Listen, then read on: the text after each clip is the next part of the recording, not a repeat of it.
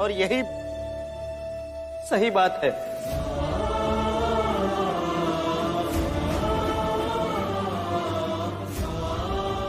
तुम शर्त जीत गए भीम, मैं हार गया।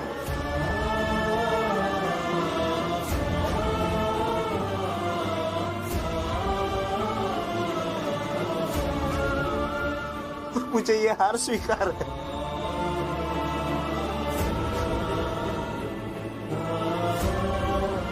तो मैं बहुत खुश हूं, बहुत खुश हूं सबसे। रोइए मत भैया, बस एक बार भाभी से भी माफी मांग लीजिए, सुकून मिलेगा। बिल्कुल मांगूंगा।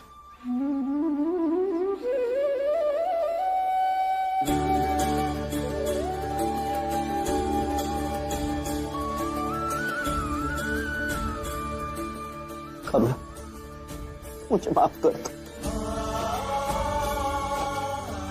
आगे से कभी तुम पर हाथ नहीं उठाऊंगा।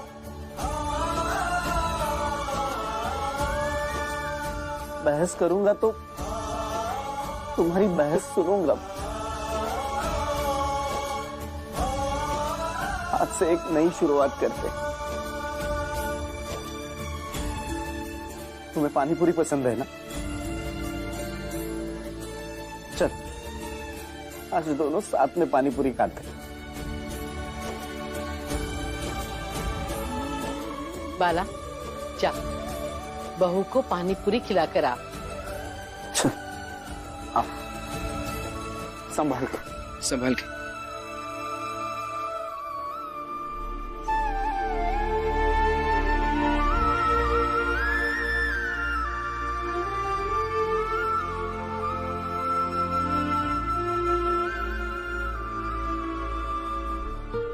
बाला,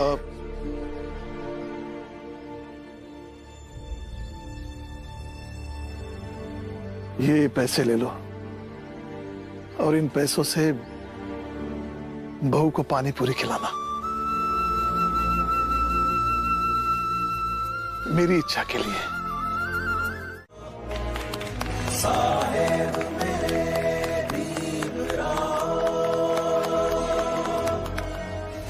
नंदू, आज बहुत बड़ा दिन है। आज न सिर्फ भीमराव शर्त जीता है, बल्कि बाला की वो मानसिकता भी हारी है जिसमें पति खुद को श्रेष्ठ समझता है। इसलिए आज हम पूरी चाल को फूलों से सजाएंगे, नाचेंगे, गाएंगे, खुशियां मनाएंगे। सही कह रहे हो मनोहर भाऊ, कि ताकि चाल के बाकी मर्द जो हैं वो भी ये समझ जाएं कि उनको भी भीम की तरह ही सोचना चाहिए। एकदम सही कह रहे हो मनोहर और नंदू, आज तो हमारी चौल सजनी ही चाहिए। नंदू, मनोहर, आज मैं भी तुम्हें मदद करूंगा। आज मेरे दो बेटे जीत गए हैं और बाला के लिए तो मैं बहुत खुश हूं। चलो आइए रामजी बाबू।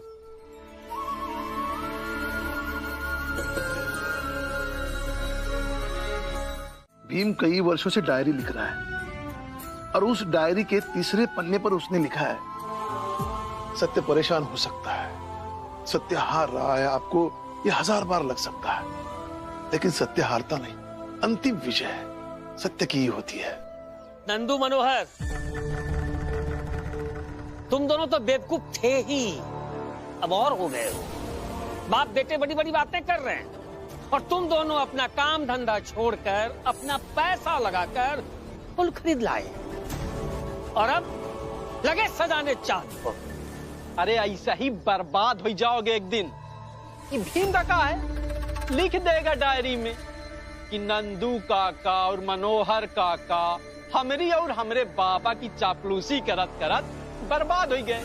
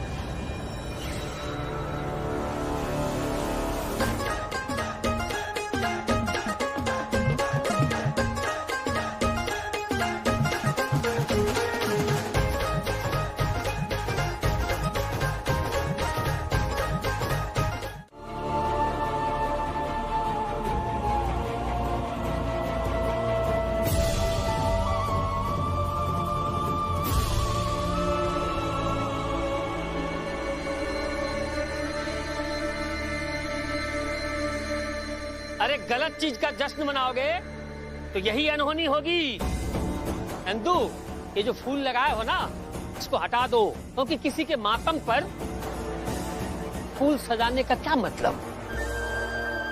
अरे नाचो नाचो नाचो और नाचो। नाच तो बना रखा है भीमरामा ने, नाचो। अरे भीम के पक्ष में रहोगे तो कभी खुशी नहीं मिलेगी। नंदू, फूल खरीद करके लाओगे तो ना वो किसी के खुशी के लिए इस्तेमाल होगा और ना फूल बिकेगा। इसलिए सोच लो सब। जोकू, जनार्दन, जाओ, ये जो फूल सजा हुआ है इस सबको हटा दो। जाओ, इसकी कोई आवश्यकता नहीं है। वो भीमराव बाला से शर्त जरूर जीत गया, लेकिन बहुत कुछ हार भी गया। नरोत्तम, तुम्हें क्या लगता है कि वो डॉक्टर बाला की बीवी से क्या कहेगा? प्रचंड देव जी, डॉक्टर बाला की पत्नी से क्या कहेगा ये तो नहीं पता। हाँ, लेकिन ये पता है कि अब बाला की पत्नी अपने पति के सुधरने की खुशी नहीं मना पाएगी।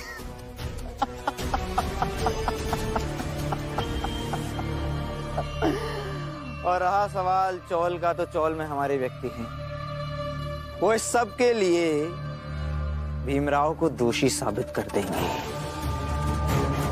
वो साबित कर देंगे कि ये सब उस भीमराव की गलती है। ना वो भीमराव शर्त लगाता, ना ये लड़ाई लड़ता, और ना ही परिस्थिति ऐसी बनती। सही कहा तुमने नरोत्तम, और बिल्कुल सही भी किया। जब बाला की पत्नी की दुर्घटना की खबर तुमने जाकर उस भीमराव को बता दी, अब उस भीमराव को ये तनिक भी संदेह नहीं होगा। जीजाबाई, ईर्ष्या की आग जलाकर राख कर देती है।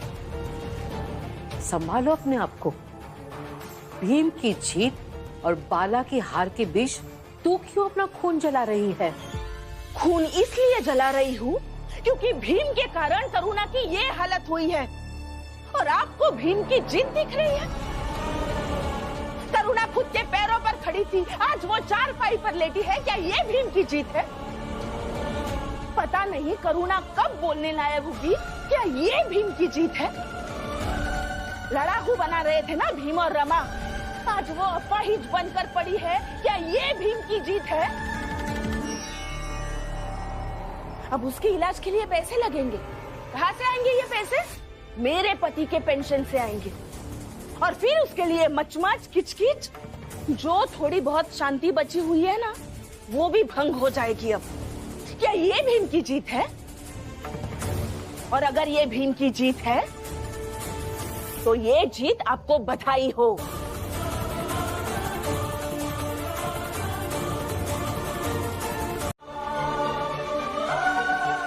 रमा, मैं कब से यहाँ बैठी हूँ। चाय आज मिलेगी या नहीं? आई, वो बाला भैया दीदी के लिए चाय बना रहे हैं, उन्हें बनाने दीजिए, फिर मैं सबके लिए चाय बना दूंगी। पागल हो गया है बाला? करुणा चाय पिएगी? जीजाबाई,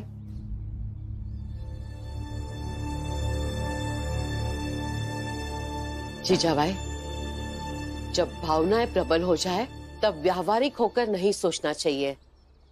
लेकिन ये बात तुझे समझ में नहीं आएगी, क्योंकि तेरे दिल में ऐसी भावनाएं है ही नहीं। तू सिर्फ इतना समझ ले कि बाला का चाय बनाना ही करुणा का चाय पीना भी हो ही जाएगा। अरे ऐसे कैसे हो जाएगा? क्या है ना, करुणा जब ठीक थी, मुझे भी हम दोनों में सिर्फ मैं ही दिखाई देता था। सिर्फ वही थी जो हमेशा हम दोनों के बारे में सोचती थी। आज जब वो बेहोश है, मुझे लगता है कि ये मेरा फर्ज है कि मैं भी हम दोनों के बारे में सोचूं।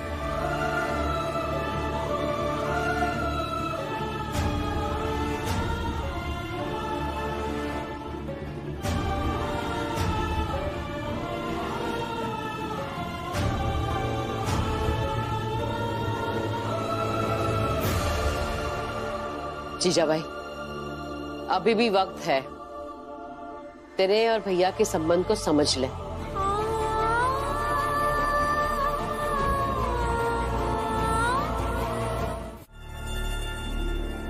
खाएगा? हाँ। आरती, तू पहले पानी पी। दीदी, पानी वानी तो सब मैं पीती रहूंगी। पहले आप बैठिए, चलिए बैठिए। अब आ करिए। ये लीजिए।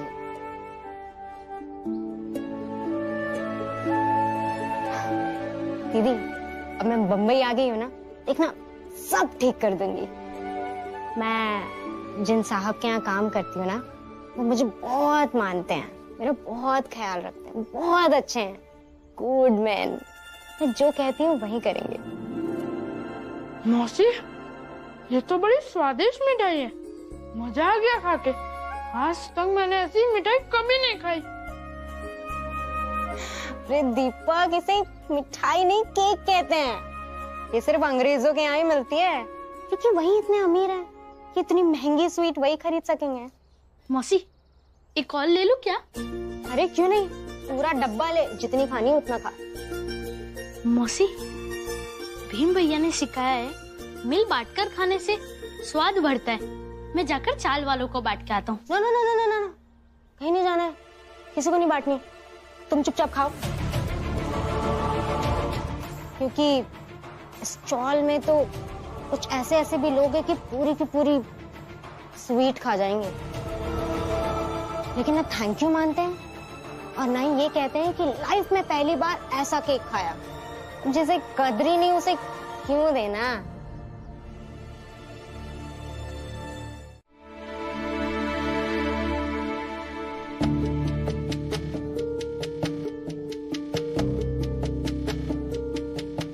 मौसी, बहुत खा ली मिठाई, अब बाद में खाऊंगा।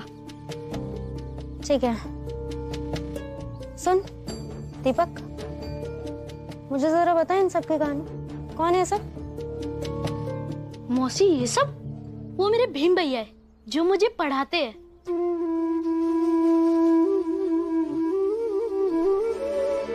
करुणा, करुणा, अब तो उठ जा, एक बार आंख खोल कर देख तो लो कि मैं कितनी देर से यहाँ बैठा हूं, इस उम्मीद पर कि तुम अब उठोगी और अपने हिस्से की चाय पियोगी। करुणा, अब तो होश में आ जा।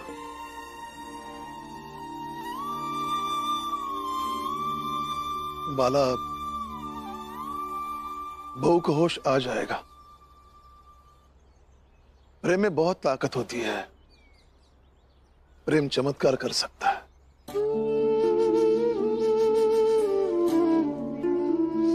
मैं तो बस यही कहूंगा कि बहू को होश आने के बाद तुम बदल मत जाना। नहीं बाबा, नहीं बदलूंगा मैं। अब मैं दुनिया के लिए बदल सकता हूं, लेकिन करुणा के लिए नहीं।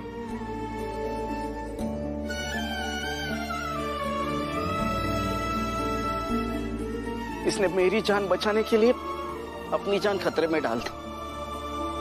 अब मैं इससे जीवन भर प्रेम करूंगा, कभी नहीं बदलूंगा।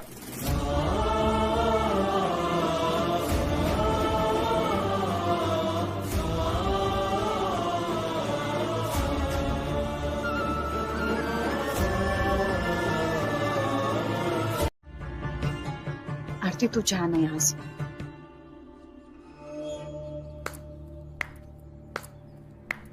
अरे क्यों जाए, क्यों? सही तो कह रही है। इस घर में परेशानियां ही बनती है, प्रेम नहीं।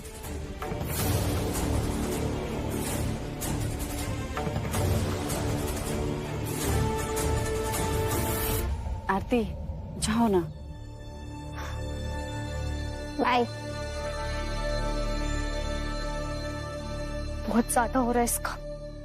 लक्ष्मी, नहीं, जब यहां पर कोई कुछ भी नहीं कह रहा है तो तुम क्यों बोलोगी?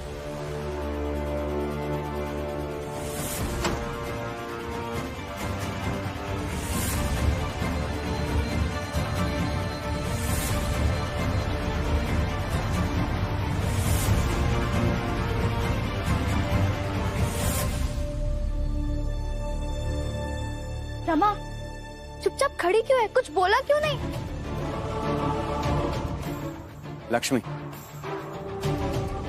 अगर तुम्हें काम ढूंढने बाहर जाना है तो तुम जा सकती हो, लेकिन फिलहाल इन्हें इनके हाल पे छोड़ दो।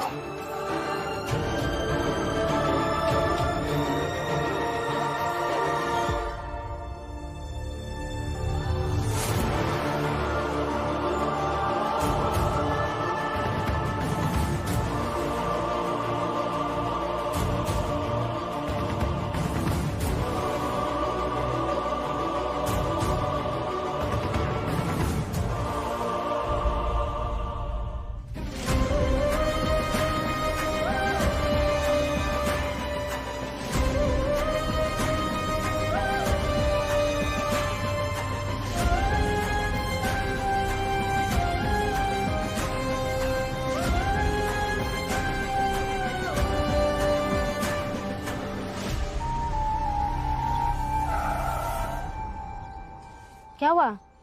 ये तो वही लड़की है ना जो चाल में सबसे ज्यादा बोल रही थी।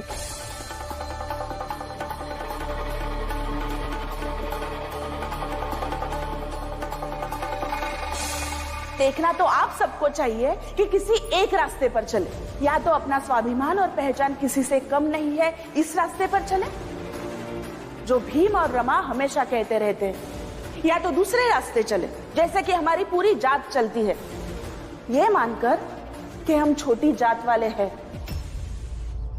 कुछ मत बोलो, कुछ मर्यादाएं होती है उनका पालन करो। वो आपके खिलाफ बोल रही थी कि आप लंदन अमेरिका जाकर पढ़ नहीं सकते। वह सब सुनकर मैं बर्दाश्त नहीं कर सकती। बर्दाश्त नहीं कर सकती का क्या मतलब है? हर बार जब बुरा लगता है तो बोलना जरूरी नहीं होता, कई बार चुप रहना भी सीखना चाहिए, वो जरूरी होता है। रमा, मैंने आज तुम्हें कुछ ज्यादा ही कह दिया। ये हिसाब समझ में नहीं आ रहा है, बता दीजिए, बहुत कठिन है। मैं जानता हूं तुम नाराज हो। ये हिसाब बता दीजिए ना, पढ़ाई के समय कैसी बातें कर रहा है?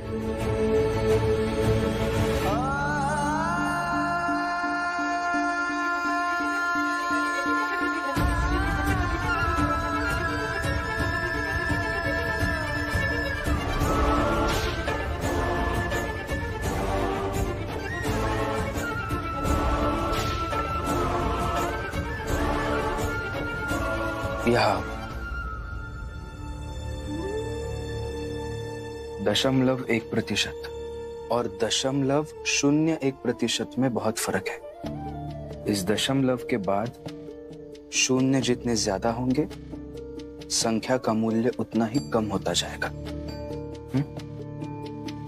अभी इस सवाल का हल मैं यहां लिख कर देता हूं, तुम एक बार पढ़ो।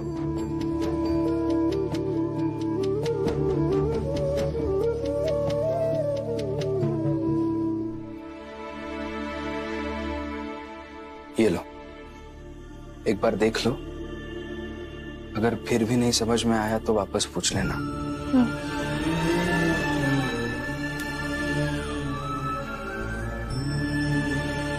सुनिए, दशमलव के आगे असंख्य शून्य लगाने के बाद जो मूल्य होगा ना,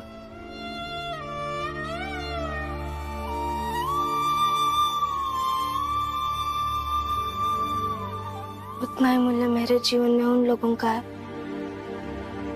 जो आपके सपने, आपकी प्रतिभा का अपमान करते हैं। और हम इसी बात की तो लड़ाई लड़ रहे हैं कि हमारी जात भी किसी से कम नहीं है, हमारी भी अपनी एक पहचान है, मगर इस बात के लिए मैं किसी से लड़ूंगी नहीं कि मेरे पति क्या है, वो क्या कर सकते हैं, बल्कि सीधे फैसला सुनाऊंगी।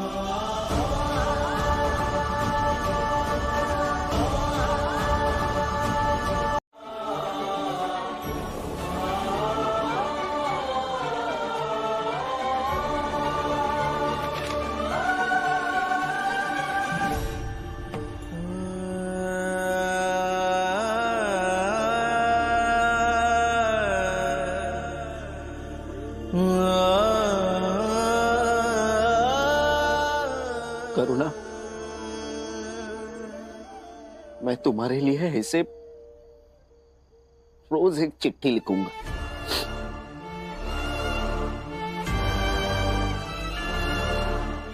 और तब तक लिखूंगा जब तक तुम्हें होश नहीं आ जाता। फिर जब तुम उठ जाओगी तब मेरी सारी चिट्ठियां इकट्ठे पढ़ना।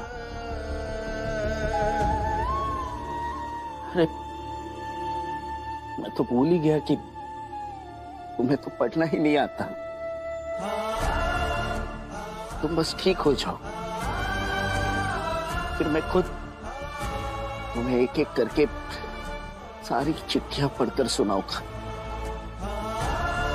बस अब तुम उठ जाओ करुणा,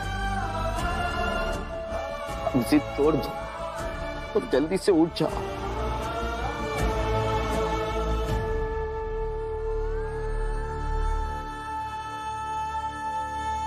बाला भैया, आपको पढ़कर सुनाने की जरूरत नहीं है। आखिर ये भाभी का देवर कब काम आएगा बाला भैया? आपकी सारी चिट्ठियां ना मैं पढ़कर सुनाऊंगा।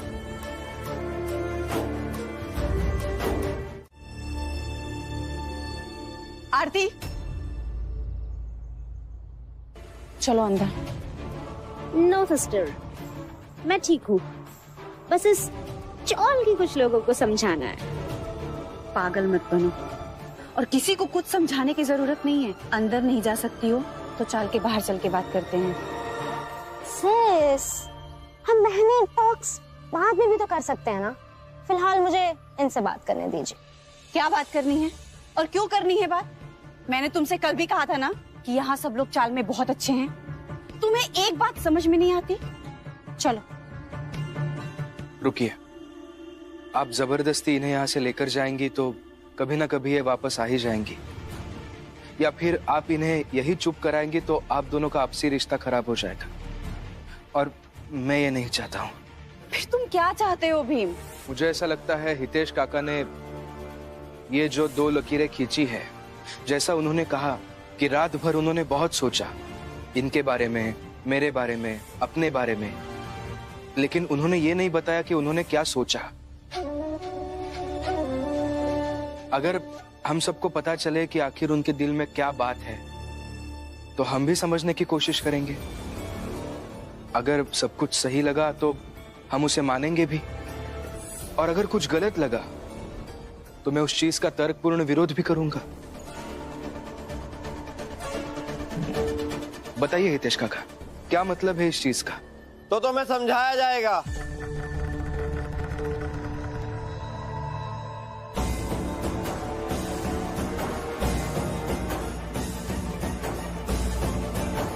मालिक प्रणाम।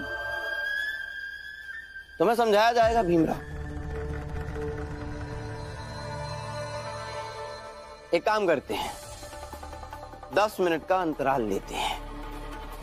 10 मिनट में ये सब सोच लेंगे मेरे मार्गदर्शन में कि तुम्हें कैसे समझाया जाए। अरे वकालत के करीब रहते हो, वकील के साथ काम करते हो, तुम्हें तर्कपूर्ण बातों से समझाना पड़ेगा ना।